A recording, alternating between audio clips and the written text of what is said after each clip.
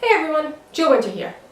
For this video, I want to talk a little bit about my process of writing, recording, and working with someone who lives in an entirely different time zone. So let's talk 1978. 1978 is the first song I put out, but it's not the first song that I've recorded.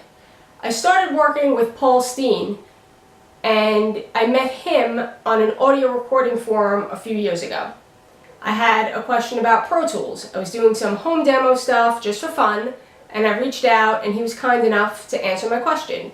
We clicked musically right away, we became friends, and we started talking on social media. So when I was ready to actually get back into recording, I asked him if he'd be interested. I said, I think there's something really cool about this international thing. I know it's been done before, people talk every day, they email every day.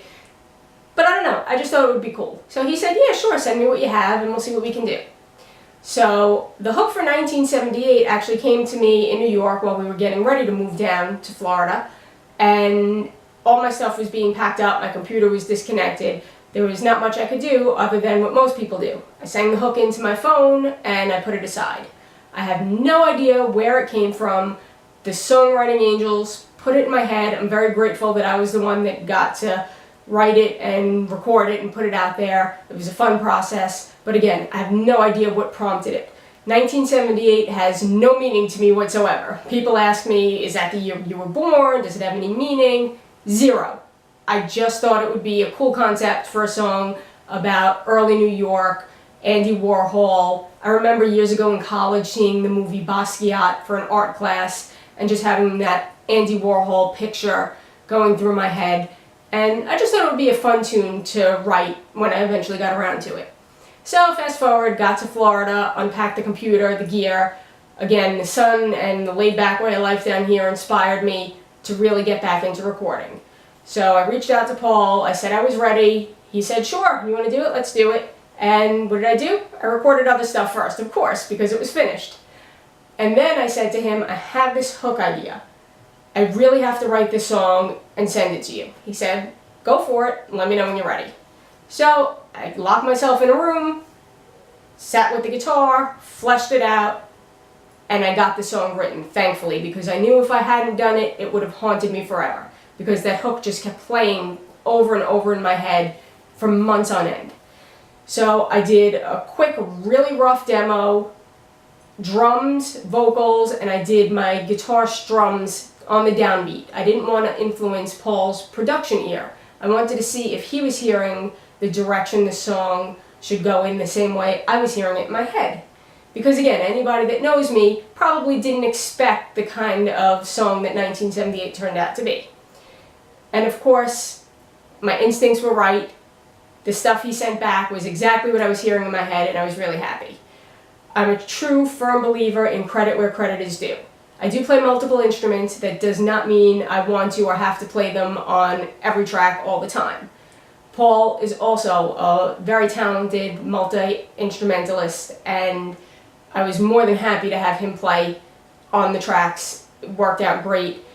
I do not play any piano, keys, synths, and he's very talented at that, to my benefit. And he can program drums like all audio engineers, but he doesn't play drums. I'm a drummer first and foremost. That was my first instrument, and I love being able to do that. So I set up my Roland TD9 electronic kit. I get to play all my drum parts, and I email them to him. And anytime I have any problems in Pro Tools, I send him screenshots and I go, hey, what do I do? What settings do I change? And thank God he is very, very helpful. He's really cool in walking me through any issues, because I am by no means an audio engineer. I can get basic tracks done, and I record them clean, and I send them to him, and I say, please make magic.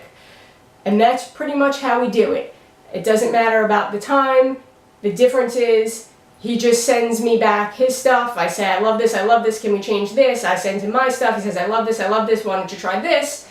And that's how it works. And the funny thing is, of course I had heard samples. I mean, you don't just go into something without knowing what a person can do. I had heard samples of what he had recorded and done before, but I didn't really look into his credential list because, again, it was a fun project, and like I said, we clicked as friends, cool guy.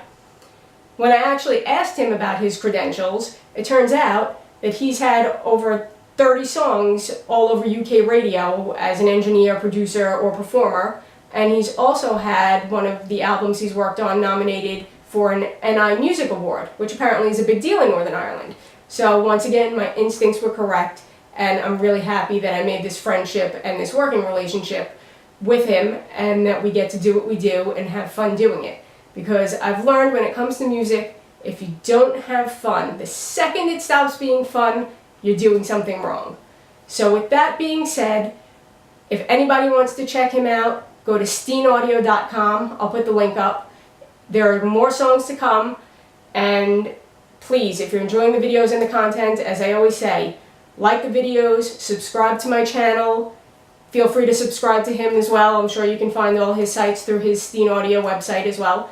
And you can find me on Twitter, Instagram, and Facebook at Jill Winter Music. Please keep coming back, keep sharing this stuff. I really appreciate it. Thanks again for all the support, and I will talk to you soon. Take care.